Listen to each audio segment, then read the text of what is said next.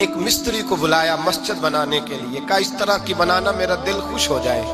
معمار نے، مستری نے مسجد بنائی، بادشاہ سلامت کو پسند نہ آئی تو بادشاہ سلامت نے اس مستری کا ہاتھ غصے سے کاٹ ڈالا، پوچھ کوئی نہیں نہ سکتا۔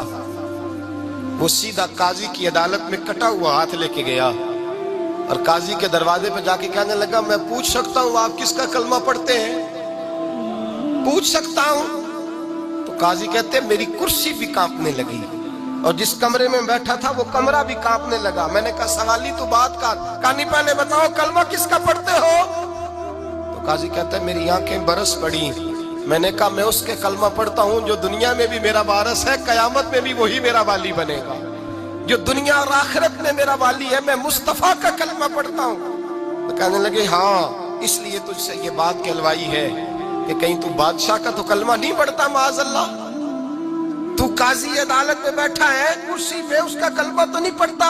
کہا نہیں میں مصطفیٰ کا۔ پھر دیکھ میرا ہاتھ کٹ گیا ہے، اب تو بتا کہ تو بادشاہ سمجھ کے معاف کرے گا یا رسول اللہ کا دین سمجھ کے نافذ کرے گا؟ ڈاکٹر اقبال کہتے ہیں وہ قاضی نے حکم جاری کیا کہ فوراً بادشاہ کو بلایا جائے۔ ہندوستان کا فرما روا پیغام گیا تو کانپتا ہوا آیا، قاضی نے سامنے کھڑا کیا، ایک طرف بادشاہ اور ایک طرف وہ معمولی معمار مستری کام کرنے والا۔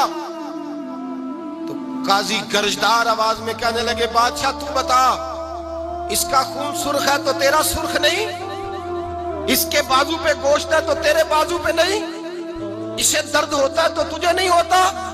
یہ تو نے کیا حرکت کی؟ بادشاہ کی گردن جھک گئی۔ قاضی کہنے لگے پکڑو اس کو باہر لے جاؤ اور اس کا بازو کاٹ دو، اس کا بازو کاٹ دو۔ ڈاکٹر اقبال کہتے ہیں جہاں کانپ رہا تھا سارا کچھ، وہاں خوشی کے شادیانے بجنے لگے۔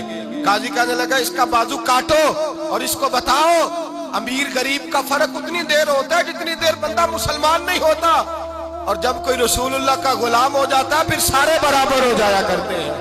بندہ ہو صاحب ہو محتاج و غنی ایک ہوئے، تیری سرکار میں پہنچے تو سبھی ایک ہوئے، تیری سرکار میں پہنچے تو سبھی ایک ہوئے۔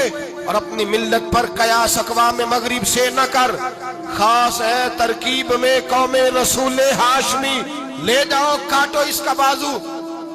اقبال کہتے ہیں جب باہر لے جایا گیا بادشاہ کو تو بادشاہ نے گردن جھکائی۔ وہ مستری کہنے لگا تو نے گردن کیوں جھکا دی ہے، اب کیا ہوا؟